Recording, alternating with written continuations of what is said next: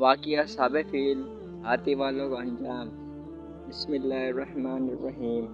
واقعہ صحابہ فیل کا ذکر قرآن کریم کی سورۃ الفیل میں کیا گیا ہے۔ یہ واقعہ 570 عیسوی میں پیش آیا، جس کا تعلق یمن کے گورنر ابرہ اور اس کی فوج کے ساتھ ہے، جو اللہ کے گھر یعنی خانہ کعبہ کو تباہ کرنے کی نیت سے مکہ پر حملہ آور ہوئے تھے۔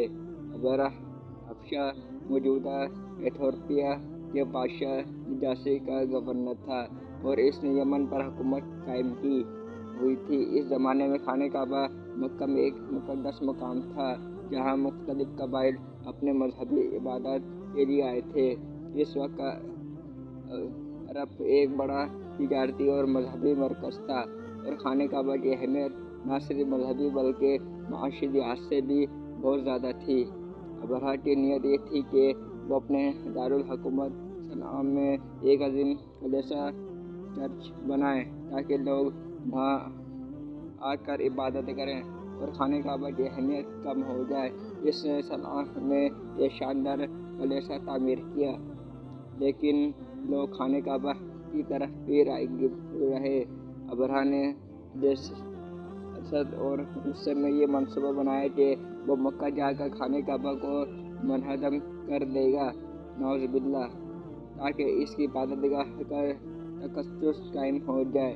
ابرہہ نے ایک بڑی فوج تیار کی، جس میں ہاتھی میں شامل تھے۔ یہ ہاتھی فوج کی طاقت کا نشان تھا، اور وہ ان کو ساتھ لے کر خانہ کعبہ کو تباہ کرنے کے ارادے سے روانہ ہوا۔ اس نے اپنے عظیم منصوبے کو پورا کرنے کے لیے یہ زبردست لشکر تیار کیا تھا، جسے وہ ناقابل شکست سمجھتا تھا۔ اس کا غرور اس قدر تھا کہ اسے یقین تھا کہ کوئی بھی اسے روک نہیں سکے گا۔ ابرہہ جب مکے کے قریب پہنچا تو قریش کے سردار عبد المطلب کے 200 اونٹ بھی اس کے لشکر نے پکڑ لیا۔ عبد المطلب اس وقت مکہ کے سردار تھے، وہ خانہ کعبہ کی حفاظت کے ذمہ دار تھے۔ وہ ابرہہ کے پاس گئے اور اپنے اونٹوں کی واپسی کا مطالبہ کیا۔ ابرہہ نے حیرت سے پوچھا کہ وہ اپنے اونٹوں کی فکر کر رہے ہیں، جبکہ ان کا مقصد مقام خانہ کعبہ تباہ ہونے والا ہے۔ عبد المطلب نے جواب دیا کہ میں اپنے اونٹوں کا مالک ہوں، اور خانہ کعبہ کا مالک اللہ ہے، اور خود اپنے گھر کی حفاظت کرے گا۔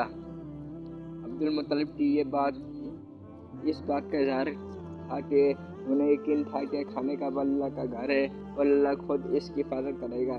قرآن پاک کے سورۃ الفیل میں اس واقعے کا ذکر کرتے ہوئے اللہ تعالیٰ فرماتے ہیں، کیا تم نے نہیں دیکھا کہ تمہارے رب نے ہاتھی والوں کے ساتھ کیا کیا؟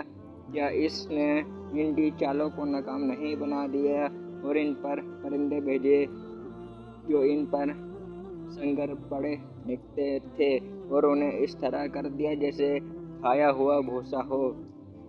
جب ابرہہ کا لشکر مکہ کے قریب پہنچا تو اللہ نے ان پر چھوٹے چھوٹے پرندے بھیجے، جنہیں ابابیل کہا جاتا ہے۔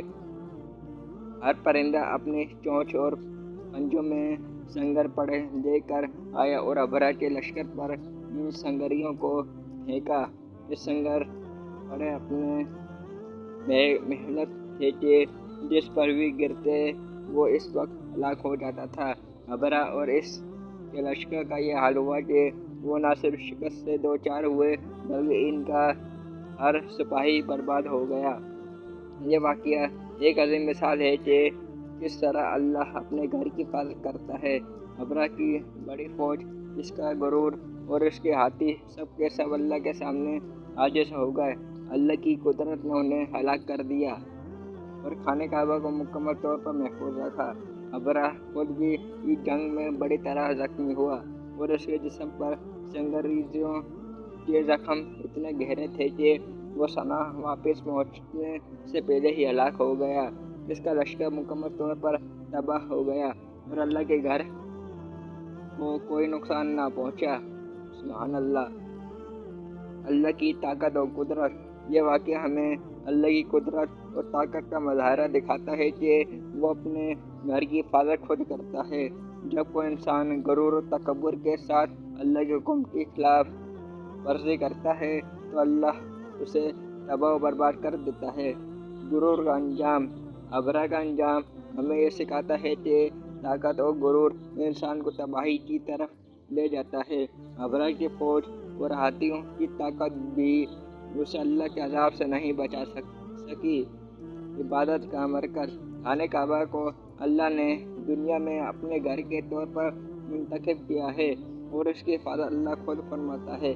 तारीख में बार बार ऐसे वाक़यात पेश आए हैं जिनमें खाने काबा को नुकसान पहुँचाने की कोशिश की गई, लेकिन हर बार अल्लाह की मदद और कुदरत ने उसे महफूज रखा।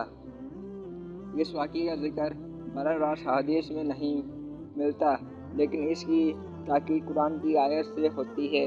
उलमा कराम इस वाक़ये को कुरान की सूरत फील की तशरीह में बयान करते हैं और ये वाक़या इस्लामी तारीख़ में अहम मकाम रखता है। ये वाक़या नबी करीम सल्लल्लाहु अलैहि वसल्लम की पैदाइश से चंद माह कबल पेश आया था और ये भी कहा जाता है कि नबी करीम सल्लल्लाहु अलैहि वसल्लम की वलादत इसी साल हुई थी, जिसे आमुल फील कहा जाता है। वाक़या साबिर फील हमें अल्लाह की अज़मत, इसकी कुदरत और इसके वादे पर यकीन की तालीम देता है।